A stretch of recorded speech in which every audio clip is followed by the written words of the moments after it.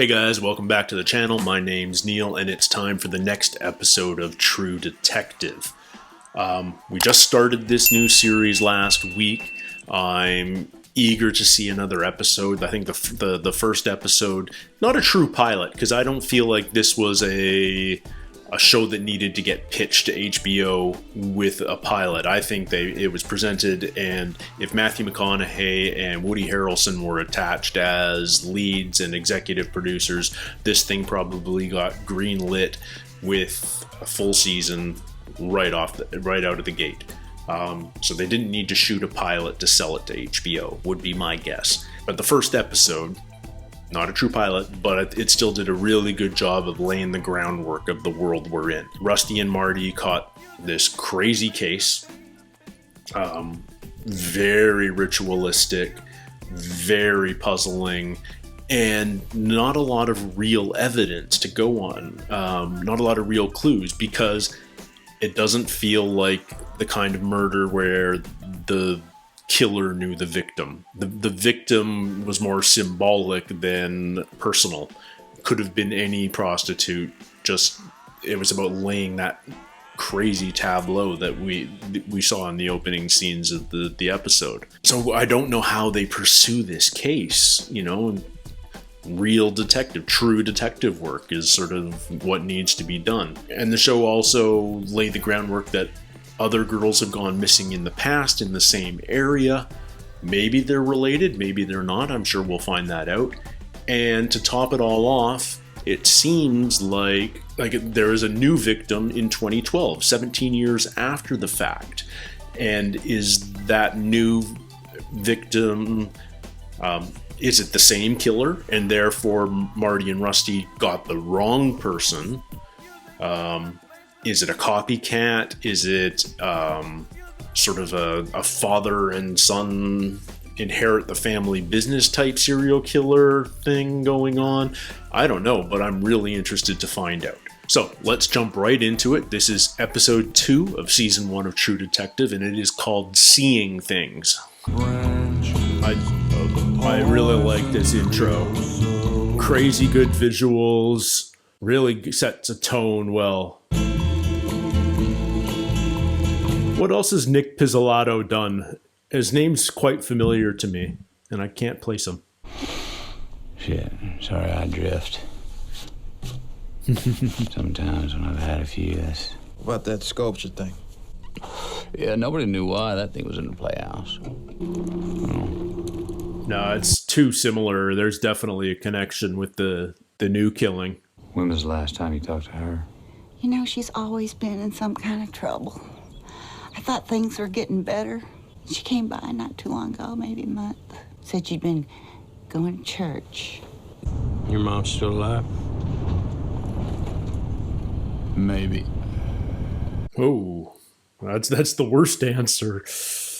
There was a time that men didn't air their bullshit to the world. Just wasn't a part of their job. And she said she found a church, but her eyes... That's the second time we heard about the church. She sounds sad, Marty. Like a torn-up person on her last legs.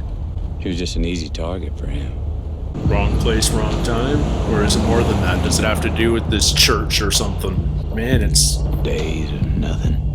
I mean, they are selling the depressing desolation of the Louisiana hinterland here. You're looking for narrative. Interrogate witnesses. Partial evidence. Establish a timeline. Build a story. What's up with the tiny mirror? Day after day. And the other night, when you were over for dinner, why didn't you leave when I had Chris call? Would have been rude. I don't know, man. I guess I'd sobered up a little. Besides, it wasn't as bad as I thought. I was married, Marty, for 3 years. We had a baby girl. She died. Car accident. She was 2 years old. Marriage couldn't handle it. Okay, she died younger than I thought, but I kind of got the narrative. And you were married the once, just the once. Mm-hmm. Came close another time. Laurie. Maggie introduced us.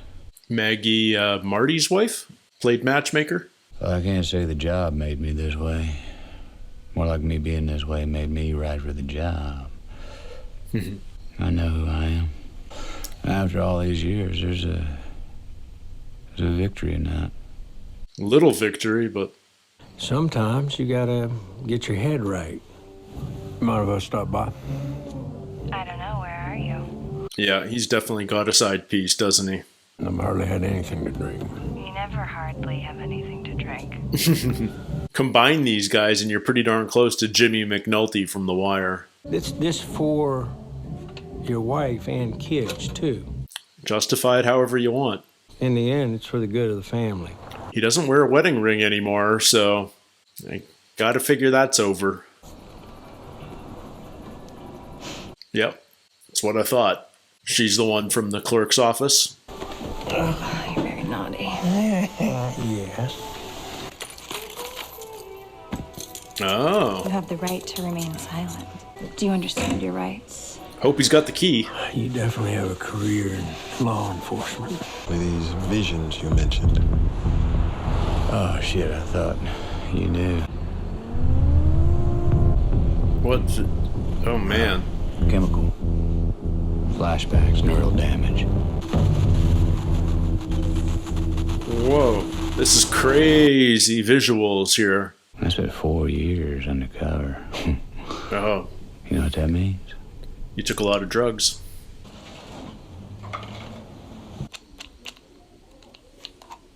Is he just making a buy? Oh yeah, this is the prostitute he met in the bar.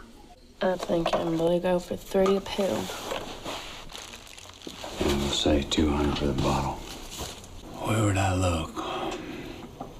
Working girls might know the blonde. Heard of this place. Kind of trailer park.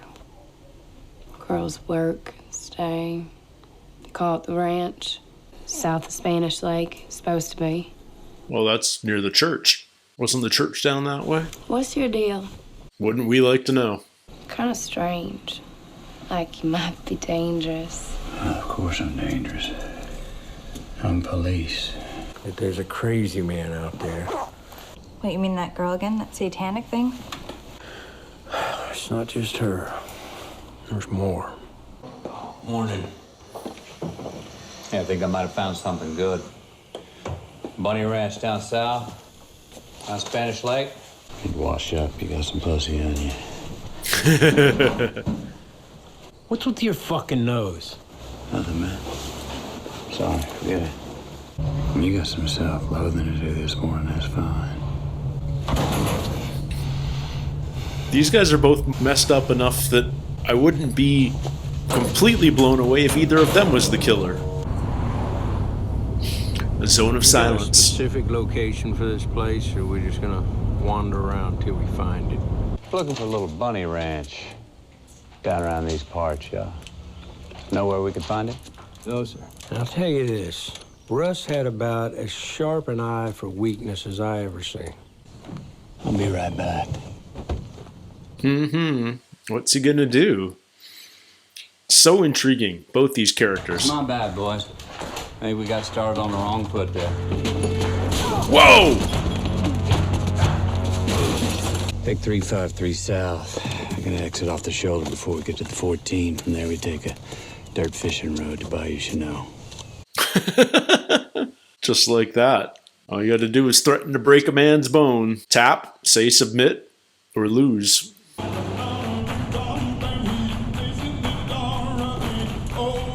What's hanging there? Just bones?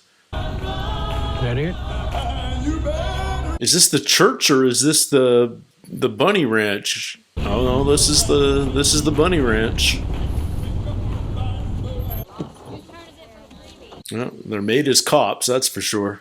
Something happened to a girl, and we need to know if any of you knew her. Yeah, a story. You know about that woman found outside of Erath? She was nice to me when I first came around. Gave me tips and stuff. Tips? Nothing. You know, just how to be. I think there's more to it than just that. Now, She'd been going to church. I was hoping maybe she just turned things around. what is up with this church that everyone keeps talking about? That girl's not 18. What do you know about where that girl's been before she ran out on her uncle? Oh, jeez. It's a woman's body, ain't it? A woman's choice. Well, she don't look like a woman to me. At that age, she is not equipped to make those kind of choices. Girls walk this earth all the time screwing for free. Why is it you add business to the mix and boys like you can't stand the thought? I'll tell you. It's because suddenly you don't own it the way you thought you did. Interesting. I knew this was going to be a thought-provoking series, but I didn't think that was going to be the thought. I closed my eyes and saw the king in yellow moving through the forest. That green spaghetti monster, or whatever it was called, is gonna come into it too. The king's children were marked. They became his angels. Man. The Yellow King, Carcosa. Nut job. That reads like fantasy. I feel like the Yellow King relates to some series of fiction. Look at this. Could be the church everyone mentioned. North Shore Psychiatric Hospital, Lubbock, Texas. I spent 4 months there in 93. Sophia, my daughter, she was on her tricycle in our driveway. Did he run? We lived down a little bend in the road, and did he kill his daughter by accident? they said that. He said car accident. I assumed she was like in the car. Anyway, afterwards, oh man, Claire and I turned on each other. We resented each other for being alive, you know. Wow. No wonder the marriage fell apart. Somewhere in there, I emptied a 9 into a crankhead for injecting his infant daughter with crystal. Oh, jeez. Said he was trying to purify her. That's messed up. So messed up. For a long time after, I didn't really sleep. So he's straight out of the psych ward at this point. He looks so clean cut. But he's just straight out of 4 years of deep undercover narcotics and 4 months in the psych ward. And he's got these crazy visions. That's the title of the episode, Seeing Things. That case going? A big one. Oh, he's Working it, you know. Maggie comes from money. Or is that his dad? They do have the same hair. I can't. You have smaller fingers. Spacey, just do it. I feel like they're going to fall in the water.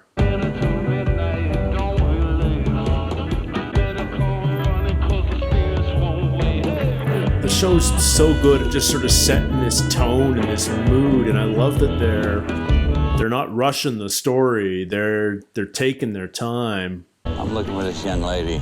Does she recognize me? You might need a memory jog. Sweetheart, listen to me. There is nowhere else I want to be. I wonder if you even know you're lying. I come home to one place where there's supposed to be peace and calm, and you throw this shit. Who told you that? You want me to talk about the woman had antlers? You want me to tell you about the kids disappearing? And maybe you'll stop with the poor me little whiny bullshit. You have developed some sort of selective deafness. Used to not be such a chicken shit, I swear. Jeez. This is not a marriage heading in the right direction. It's painful. But I love that it's not blown out screaming and stuff. It's just angry talking at right angles. It's genuine, you know? Like, it's just... Dinner time, kids.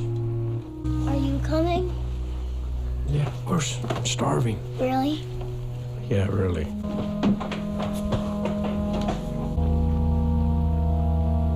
Oh, isn't that terrible? What have they seen? What the heck? I mean, is that just coincidental, or? I think of the hubris it must take to force a life into this thresher. Man, he hates the world. What's that? We've been tasked with investigating crimes with possible occult links. There's been a rash of animal mutilations, cemeteries defiled. And they want to see what we have on the Lane case. Uh-huh. We're not stepping on your toes, Marty. We just got the mandate. We got to compare notes with what you got. Yeah. Xerox all you want. Make you feel like good cops. Yeah, he knows how to make enemies. You too, my office. So our bosses don't want you at all. You understand? I don't want you. You are upright only by the grace of this man's reputation. You know what I got? I got a whodunit where my 2 detectives are stalling, and I got a brand new task force wants to take it off our hands. You want to dump this one off? You know, I think about it, give him the spotlight. You know, Teddy Bertrand's a good detective. You know him. Now he's raising his hand. I was just gonna say, we've got a lead on a church. Our Vic was spending a lot of time there. That's where we were headed. It could be the break we need. Give us the rest of the month before they lump it into whatever the play is with the task force, yeah? I'll try. 2 weeks, and then you two start catching again. Yeah. Right now, we're just trying to track the case. How Cole worked it, especially.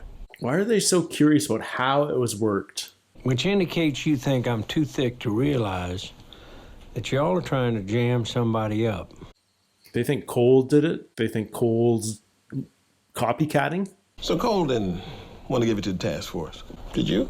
No, I did not. Yeah, you don't want to give up a case, you know, until you get to that major level where the stats matter more than the individual bodies.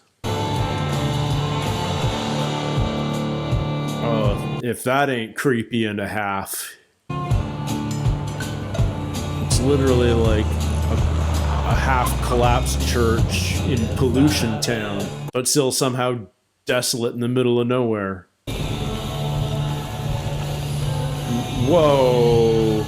That felt like the thing that was painted on the woman's back. Man.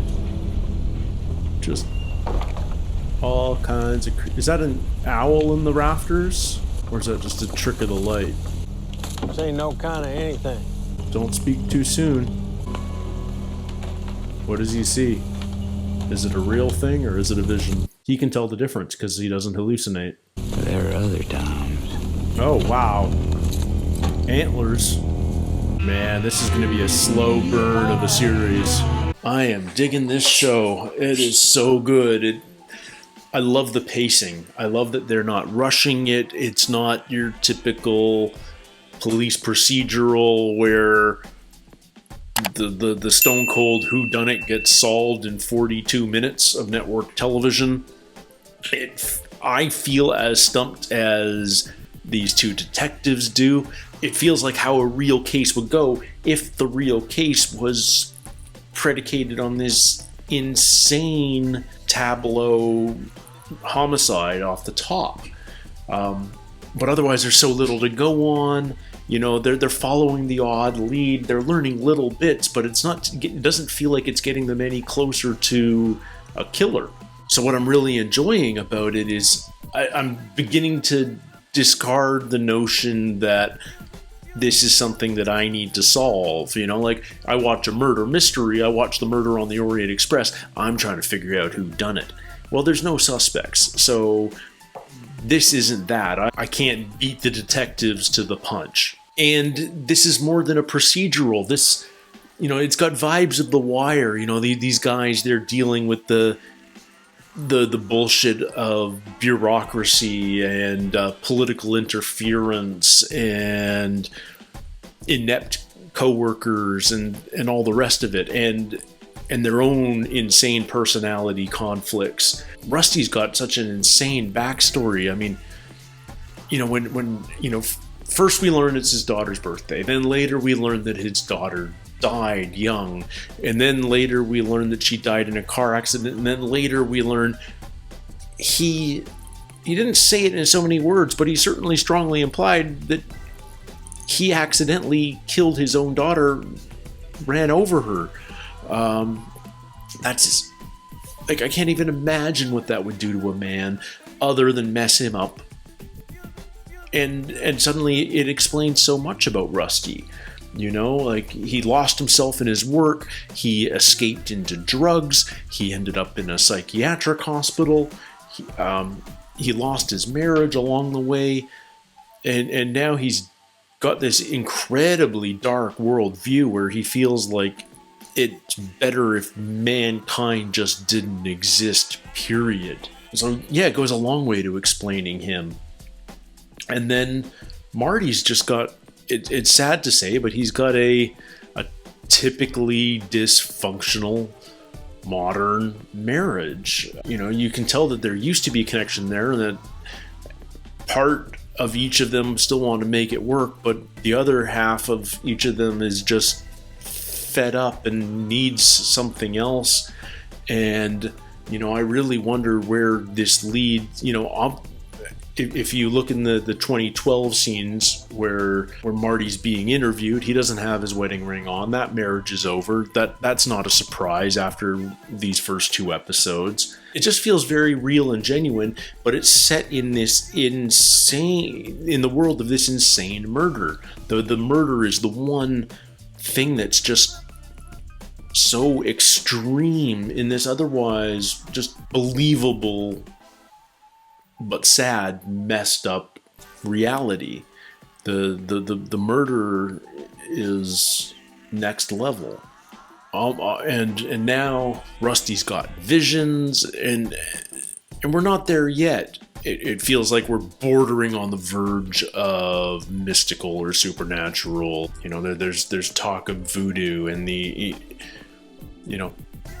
even if it doesn't exist in this world, the killer believes, I think it does. You know, making all these devil traps and that sort of thing. I'm just really fascinated to see where the story goes. And what I'm really impressed with is the look and the feel of the show. They've done such a good job of pacing, of lingering and playing scenes out and spending time with characters. They're not afraid for a scene to be silent for a while, whether it's the 2 guys in the car or whether it's an awkward beat at the family dinner table or just these long, slow shots that show this really rather depressing Louisiana landscape. And the soundtrack is great at really sort of keeping us on edge a little bit. It's got soul, but it's something about it's just a little bit off, and it just can't you can't relax listening to it. It just sort of keeps you knotted up and twisting a little bit. So yeah, I'm just really loving the whole mood of the show. I think that's what it is. The story, it's certainly captivating, but the mood is really what I think's grabbed me in these first 2 episodes. I'm really curious to see where it goes. I'm really enjoying it so far. I hope you guys are too. Come back next week for episode 3. I'm really looking forward to seeing that one in a little while. But until then, take care, stay healthy, and we'll see you soon. Cheers.